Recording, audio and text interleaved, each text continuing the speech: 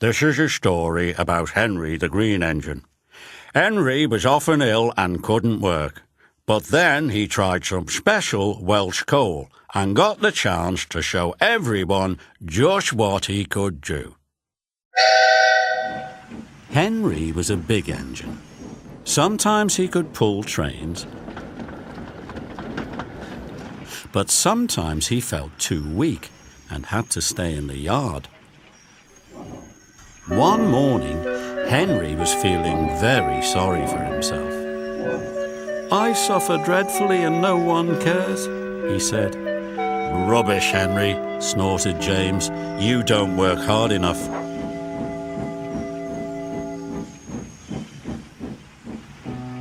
The Fat Controller spoke to Henry. "You're too expensive, Henry," he said. "You have had lots of new parts and a new coat of paint, but they have done you no good. If we can't make you better, we will have to get another engine instead of you." This made Henry, his driver, and his fireman very sad. The Fat Controller was waiting when Henry came to the platform. He had taken off his hat and coat and put on overalls. He climbed on to Henry's footplate. Henry managed to start, but his fireman was not happy. "Henry is a bad steamer," he told the Fat Controller. "I build up his fire, but it doesn't give enough heat."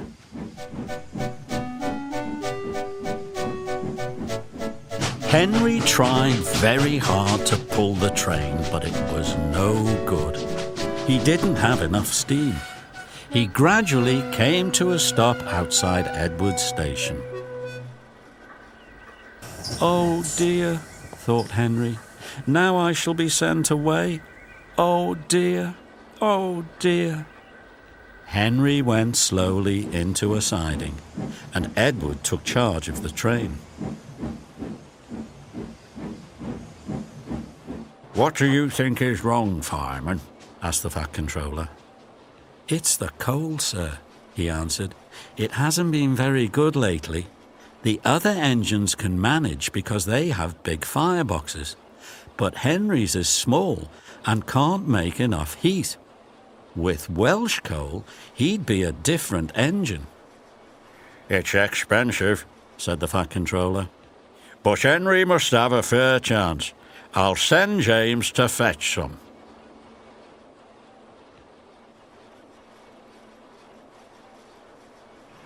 Henry's driver and fireman were very excited when the coal came. "Now we'll show them, Henry, old fellow," they said.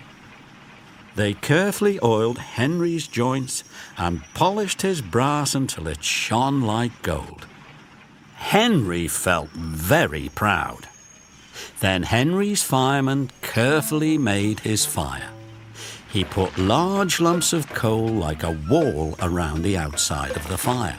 Then he covered the glowing middle part with smaller lumps. "You're spoiling my fire," complained Henry. "Wait and see," said the fireman. "We'll have a roaring fire just when we need it." The fireman was right. When Henry reached the platform, the water was boiling nicely, and he had to let off steam. "How are you, Henry?" asked the Fat Controller. Whistled Henry. "I feel fine."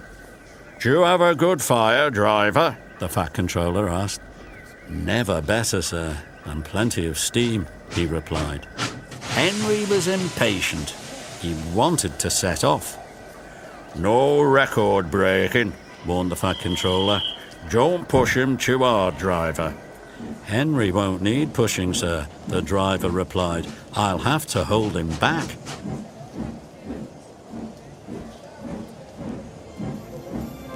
Henry had a lovely day. He had never felt so well in his life.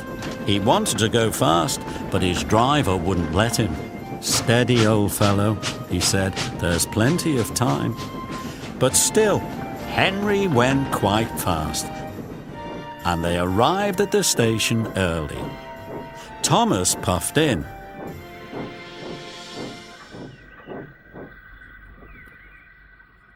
"Where have you been, lazybones?" asked Henry. But before Thomas could answer, Henry was off again. "I can't wait for slow tank engines like you," he said. "Goodbye," and off he sped. "Gosh," said Thomas to Annie and Clarabelle, "have you ever seen anything like it?" Annie and Clarabelle agreed that they never had. Henry was very happy. With his new Welsh coal, he could work as hard as the other engines. Then one day, Henry had a crash, and the Fat Controller sent him to be mended. Workmen gave Henry a brand new shape and a bigger firebox, so he wouldn't need special coal anymore. Now Henry is so splendid and strong, he sometimes pulls the express. Whistles Henry happily.